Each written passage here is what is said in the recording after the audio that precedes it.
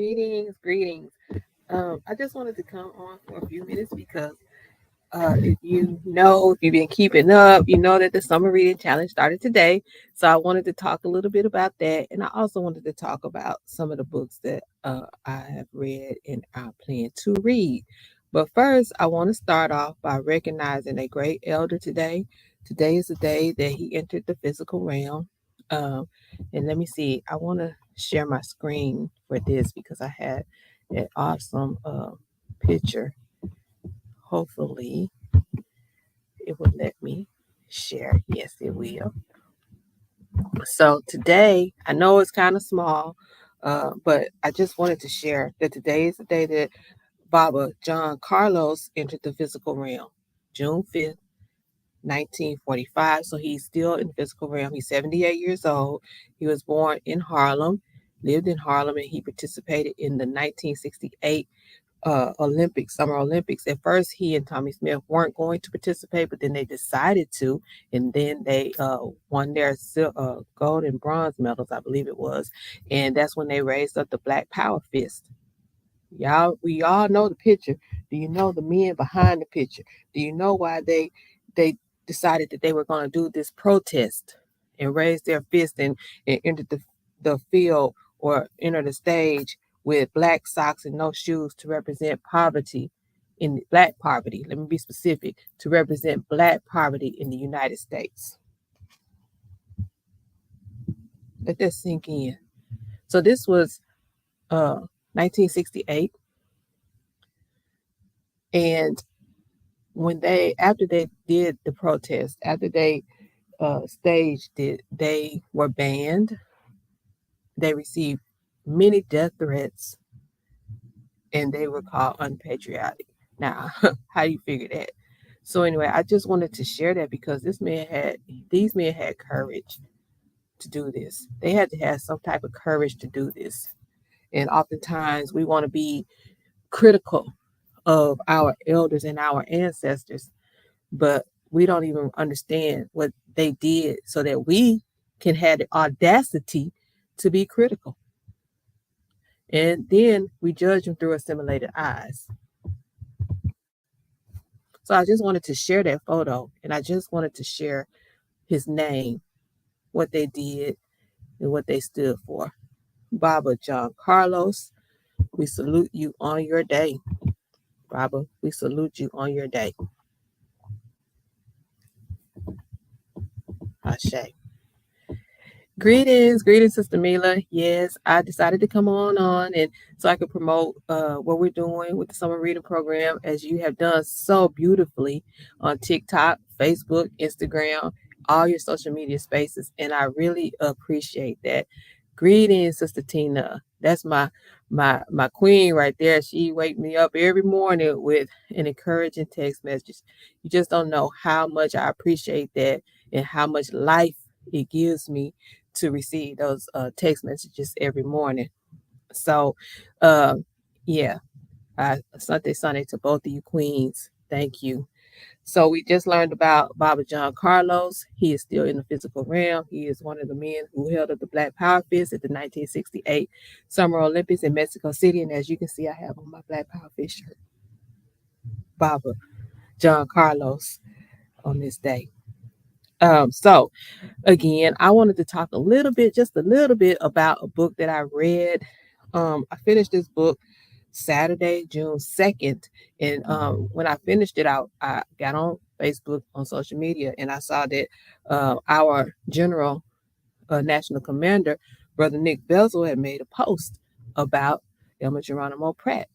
And in his post, he stated that was the day, June 2nd, 2011, was the day that this great man transitioned from the physical realm. And I was like, wow, I just finished reading Last Man Standing, The Tragedy and Triumph of Geronimo Pratt. And y'all, it took me about a month to read it. It's a lengthy book. So about almost 500 pages. And if you don't know the story of Elmer Gerard, but of course it transitioned to Geronimo Pratt, who was born in Morgan City, Louisiana on September 13th, 1947. how he was basically set up and served 27 years of a life sentence in prison, and about 8 of those years were served in solitary confinement. I'm telling you, the title, the tragedy of Geronimo Pratt. This book was deep, y'all. Um, he, as I said, he was born in Morgan City, Louisiana. He grew up there. He was a quarterback on the all black football team because he went to segregated school. And then once he finished, he sat down with the elders, and they told him that they needed more warriors, that their warriors were transitioning and they didn't have as many warriors in the community as they needed. So he went on to serve 2 tours in Vietnam. And when he came back, he sat down with the elders again, and they sent him out to Los Angeles. Now he had some family already out in Los Angeles, and once he got to Los Angeles, he met, I think it was Bunchy Carter of the Black Panther Party for self-defense, and a relationship was formed, and then he joined the party as well. And you know what he did? He used his skill set, what he learned in Vietnam, to teach self-defense to our people. And so it wasn't just about shooting guns. There were other tactics that he employed to teach our people about being able to defend ourselves. So if you all know anything, you know who J. Edgar Hoover is in the COINTELPRO program. And so their mission was to destroy the Black Panther Party, to uh, I can't think of the word, neutralize the Black Panther Party. They don't want us realizing that we can take care of ourselves and do for self, right? So he was set up. He was found guilty of murdering a white woman, and attempted murder of her husband. And so that was the famous tennis court murder in, I think it was Santa Monica, California. Now, there was proof that he wasn't even in the area. He was in Oakland at the time of the murders, but none of that mattered. So he was sent to prison. Johnny Cochran was his lawyer at the time, and he knew that there was a conspiracy against him. He knew that he was being framed and set up by the government. And even at that time, even Johnny Cochran was like, "Man, you got to be crazy. You know, that's a huge conspiracy. So don't let anyone tell you, when you know something is right and you know you are right about something, don't let anyone tell you it's a conspiracy, because they kept telling him. They thought he was crazy. They thought he was a conspiracy theorist for even thinking that he could be set up by the government of the United States, by the FBI, by California State. So anyway, you read throughout the book, you read about everything that this ancestor went through. I'm talking about some horrific things, some things, his reputation. I mean, it's just terrible what this man went through. So anyway, after 27 years, he his the verdict was overturned, and he sued the FBI and the state of California and won a huge settlement, like a $5 million settlement. And they actually had to um, admit that they set this man up. So they admitted. And as I learned a couple of days ago, one of the few people that they admitted that they set up, and admitted their guilt. So, it's a very powerful book to me, a very powerful read. I enjoyed it, and I took from it. I took from us. We have to start using our skill set to equip our people. Greetings, Brother Obafemi. Good to see you again, brother. So we have to start using our skill set. We need to start sitting down with the elders again. I talk about it sometime. I saw that word, ecosystem, our village ecosystem, where we had the elders, we had the warriors, we had the children, and there's an ecosystem. Our youth today don't want to listen to the wisdom of the elders. You might be smart, but you need some wisdom to guide those smarts, right? So I really took a lot from this book. I don't want to get into it any further, but if you can get a chance to read Last Man Standing, the tragedy and triumph of Geronimo Pratt. And I do want to say that when he linked up with the Black Panthers in Oakland, Bunchy Carter said, "Your name is now going to be Geronimo Jijaga Pratt. Jijaga is an African tribe, warrior tribe. Look it up. Look up these things. Learn something. Learn our historical significance. Learn what we about our greatness. You know what things are we seeing now? Most of it ain't new. Most of it, our ancestors and our elders have already laid the foundation and the groundwork for us to continue greatness if we decide to. Um, so that book really, it was really good. It made me think. It made me think about the criminal justice system. It made me reflect on what Michelle Alexander wrote about in the New Jim Crow.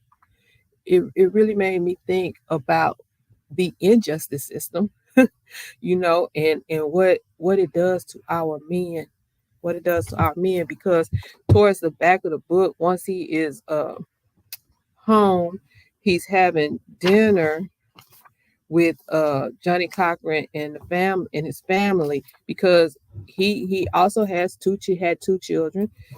He was Tupac Shakur's godfather. He was very close with Tupac's mom. And she's mentioned in this book as well. But I'm gonna just paraphrase the quote because I don't want to spend a lot of time looking for. Oh, here it is. He says, "We all have to be our own heroes and act like it. Our family structure is failing because too many young Black men are in prison. Write to the brothers. Help the kids on the edge. Give something back." And he didn't just talk that; he walked it. And because when he got out of prison, he still continued to give to the community. Although he did expatriate, he went back to Africa. He actually transitioned in Tanzania. So I would love you all to get the book and read it and just learn something. Learn how our elders and our ancestors operated on a moral righteous code, and we need to get back to that Sankofa, right? So I did want to spend some time today and talk about the summer reading challenge because it started today, and it will go through July 21st, and we'll have a grand finale. We'll have prizes awarded to the people who gather the most points, accumulate the most points during the reading challenge. And so this is a flyer, and I'm going to post the website where you can sign up in the link. In the comments. I'll post the link in the comments. Excuse me. I know Sister Mila has posted on all her social media platforms. So if you follow her, you can get the information from her social media pages as well. But what we're doing is we're reading. There are 9 categories, 9 categories that you can read from. And you can read as many books in each category that you like. Every time you read a book, go back to the website, or if you sign up, I'll send you the link to your email. Go back there, you fill out the form and submit it, and we'll keep a tally of who's reading what. So each book is 1 point, but then we have special categories. So if you read anything in those special categories, you'll get 2 points. And in those special categories, well, first let me say the 9 categories include things like read a classic, read a book set in Mississippi or by a Mississippi author, read a book set in Africa or by an African author, read a book of poetry. I think the graphic novel book is in the 2 points. So there are different categories like that. And of course, we're reading Black, y'all. This is the purpose of it. We're reading Black. In the bonus categories, there are things like take a picture of your family reading together. Take a picture and submit of you reading in an unusual place. So, if you go to the park or you may read at the gym, something like that, take a picture of yourself doing that and submit it. Pick up a vegan or vegetarian cookbook and cook a meal with your family and take a picture of you all eating a vegan or vegetarian meal. So different things like that to make it fun and exciting and engaging for the entire family. So this reading challenge is for the entire family. So get your babies involved. Read to your babies. Have your children read to you. You read as well. Have a family read night, every other night. It's summertime. Go to the library together. I should have put that as a special category. Take a picture of you and your family at the library. Take a picture of your personal library. Things of that nature. We want to have fun. We want to be engaged. We want to read. We want to learn. We want to grow uh, this summer. We want to keep our skills up. And then at the end of the summer, we're going to have an activity at Kemet Coffee to kind of culminate everything. And we're going to have some fun and games. We're going to incorporate some math in there as well. Because if you follow Brother Akil, our math guy, he always states that our children aren't doing well because we can't understand the language and math problems. So that, and now I know with Mackenzie, there are a lot more reading problems, math reading problems in the curriculum. So we want to be able to help our children in every area. But one thing for sure is that reading and math scores are some of the lowest scores over here in our school districts. So we want to incorporate some math and have a great day of fun and activities around reading and math. I'm excited. I'm excited. I'm excited. So we look for more information about that. That will be hosted at Kemet Coffee in Senatobia. So go to the website. I'm gonna leave that link in the comments and make sure you register, because if you don't register, I will not be able to know who you are and keep up with you and keep you in the loop with emails, because every week I'll send out a leaderboard of who's leading in which age groups, and also some news about upcoming events. So that's the summer reading challenge. And I used to do them every year. I kind of fell off the last couple of years, but as I continue my journey, continue evolving, I realized that this is something that needs to be done every summer so that we can not have a reading lag, that our children can go back to school if they're in the school system stronger in their skill set. And then also I had a couple parents ask me if we were going to do anything this summer. I even had a parent express that her child was struggling with word problems. And so I thought, okay, this is a good way that we can kind of bridge some gaps during the summer. And here I know in Senatobia, that they've shortened the summer because they'll be starting school in July here, July 24th. And that's something, so that they can enjoy uh, a fall break of 2 weeks and a spring break of 2 weeks. So that's a whole nother issue for me right there. But anyway, so we're going to have the summer reading challenge. And then we're going to have the grand finale July 21st. I think I might have said 24th, but it's the 21st, and that's going to be at Kemet Coffee. And I'll be posting more information about that as it comes closer.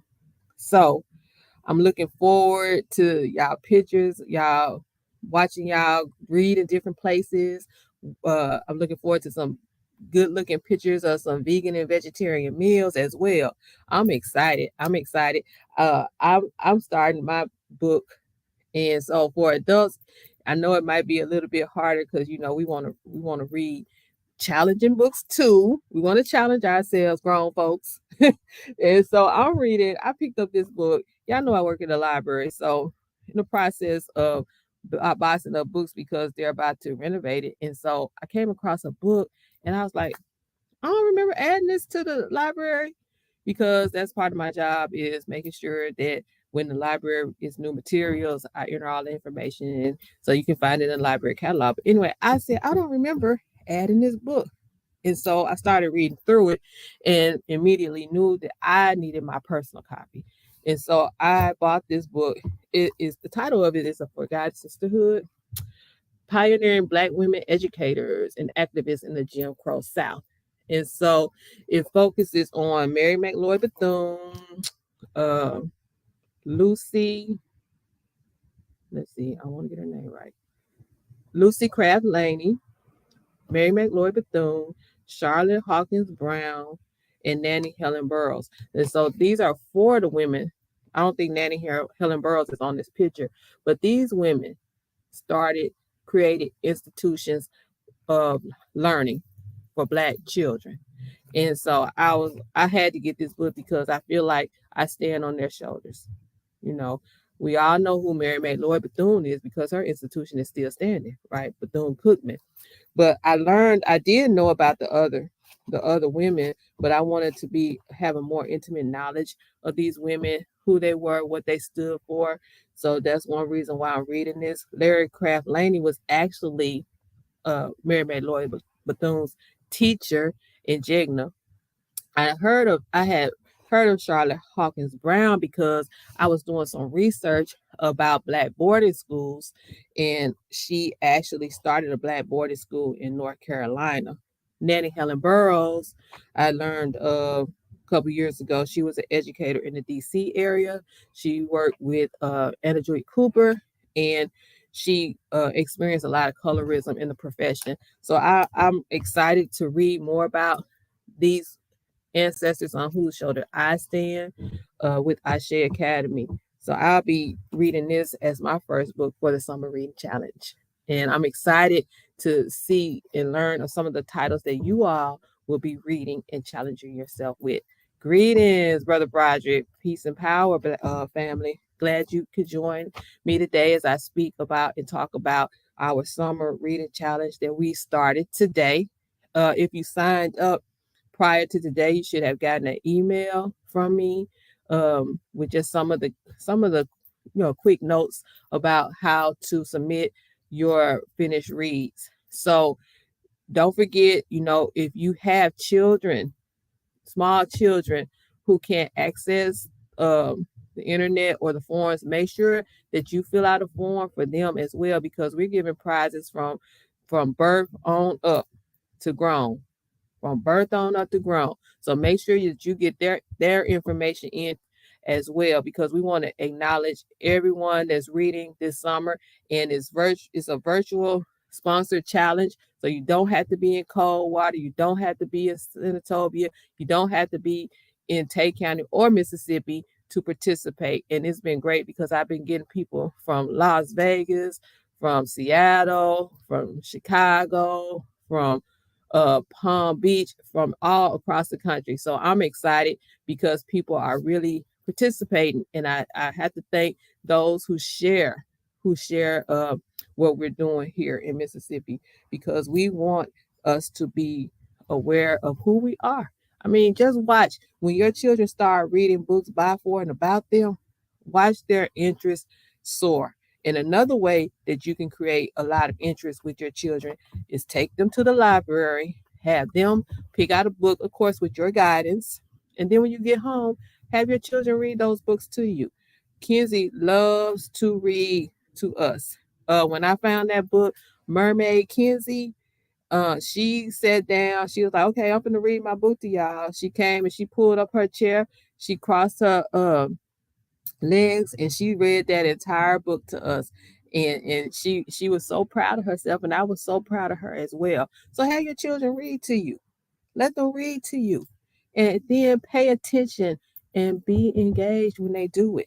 And also, it's a great time for you to check and make sure that their pronunciation is right. Make sure their comprehension is on task too.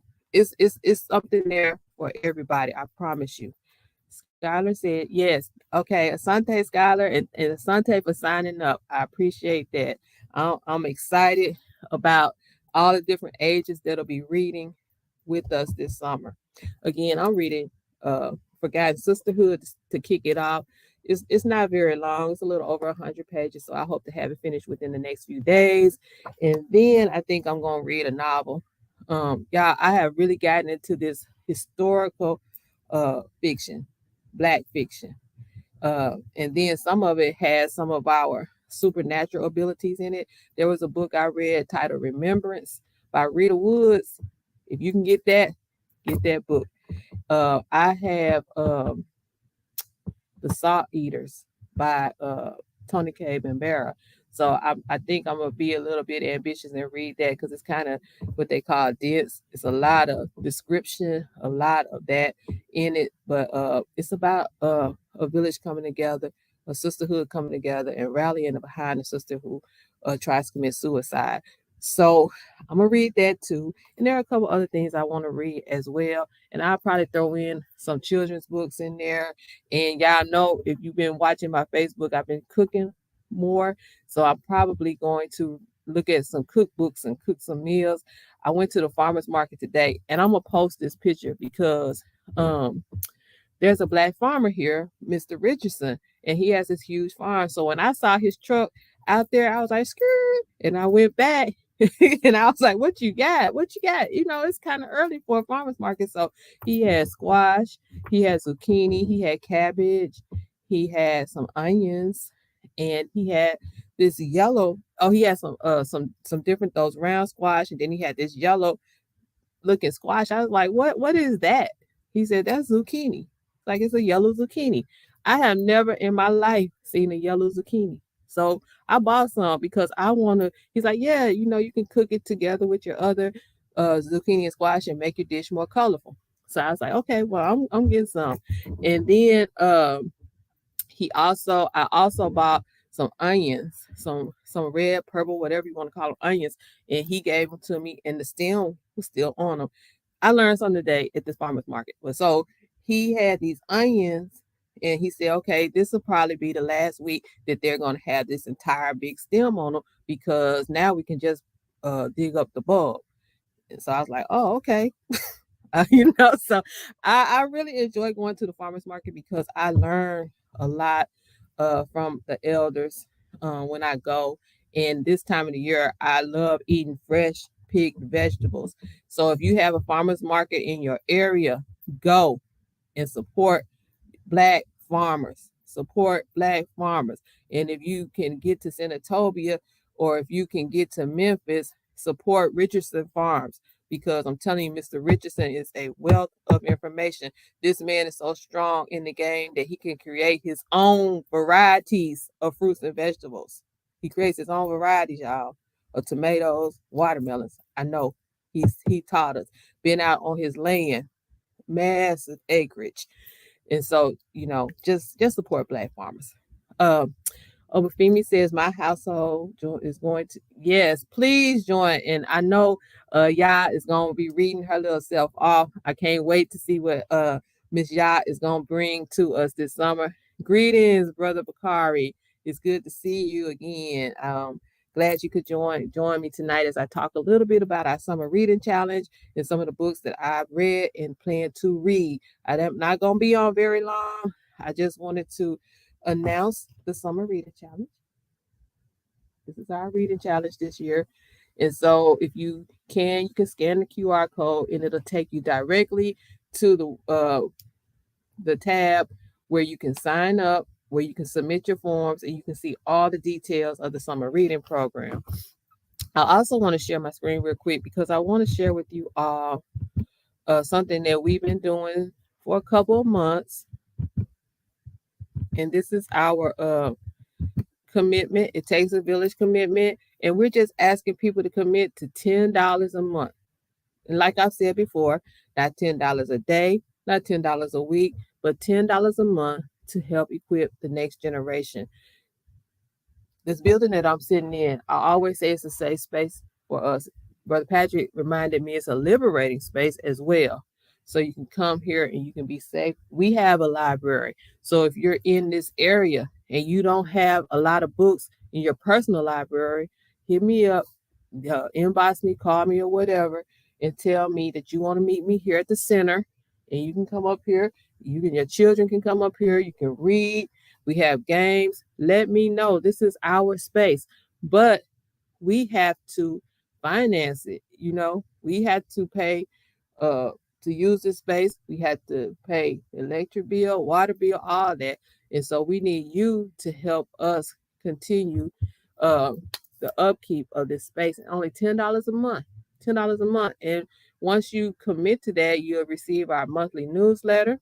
And then you'll get, special updates. Also, when we publish our yearly calendar, you'll receive that. So it's really a small investment for giving for what you get because, like I said, we're trying to do our part to equip the next generation, right? And it takes a village. It takes all of us. So I don't have anything else. Again, today is Baba John Carlos Day. He was born, he entered the physical realm on this day in 1945.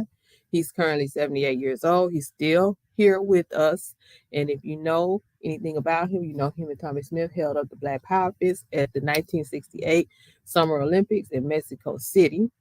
Um, and they received a lot of backlash, pushback, death threats for standing up for themselves and wearing the black socks and no shoes to represent black poverty in the United States and also take a stance against South Africa. And then I also shared that Geronimo Pratt on June 2nd, 2011, transitioned from the physical realm. If you don't know who Geronimo Pratt is, I encourage you to look him up. And so that's one reason why I feel honored to be a part of the Elmer Geronimo Pratt Gun Club, because we represent self-defense, we represent advocacy, we represent liberation, everything that's needed for us to be free. And then join us for the Summer Reading Challenge. We're going to be running through July 21st. Read as much as you can. Encourage your children to read as much as you can. Read together as a family. It's a family event. I see a lot of, like, if you use a public library, of course, there's summer reading programs that are geared toward the children. And then I've seen some adult summer reading programs, but I wanted to have it include the entire family because I think a family that reads together is more in tune. You have activity that you can do together. You can have your children read to you, and you can state fun facts about some of the books that you are reading as well. A beeper for Hodier, Brother Craig. Glad you could join me today. So again, our summer reading challenge, June 5th to July 21st. And I think so far we have about 35 people who have joined us. So we're going to be giving out prizes. Even if you aren't here, I will send your prize to you if you in Vegas or if you in Illinois or if you're in Missouri. So yes, Sister Mila, $10 a month is equivalent to 32 cents a day. 32 cents a day. Most of us, when we go to McDonald's and we get our change back, we put it I put mine, just throw it in my purse or somewhere, throw it around, most of us got 32 cents loose change that we can find every day to donate to Ashe Academy. And I'll leave that Cash App in the comments as well once I wrap it up. So I'm going to close, but I'll probably come back again this month to talk about this book, because one thing I know is that Mama Charlotte Hawkins Brown shares her born day with my dad, June 11th. When I read that, I was like, wow, so I was excited to read that. But I'm really excited to read about these educators, the Black women educators. The first line in the book is by Mary Church Terrell. Now, if you don't know who Mary Church Terrell is, you need to look her up too. She's a Memphian. Her father was Robert Church, and if you know anything about the city of Memphis, there's a park that's across from the FedEx Forum. There's the Robert Church Park, and he was like the developer of Beale Street there in Memphis. So if you don't know anything about him, you can look him up, and also you can check out the book Black Fortunes, where the brother writes thoroughly about Robert Church. So the first line of the book is, we have to do more than other women. We have to do more than other women. Come on, somebody. And that's by our great ancestor. That was what Mary Church Terrell said. The name of the book I'm reading is A Forgotten Sisterhood by Audrey Thomas McCluskey. And she goes into detail about the lives of 4 Black women who started institutions right after emancipation, some of them a little bit before. And I'm so excited to read about it because I know I'm standing on their shoulders, y'all. I know I am.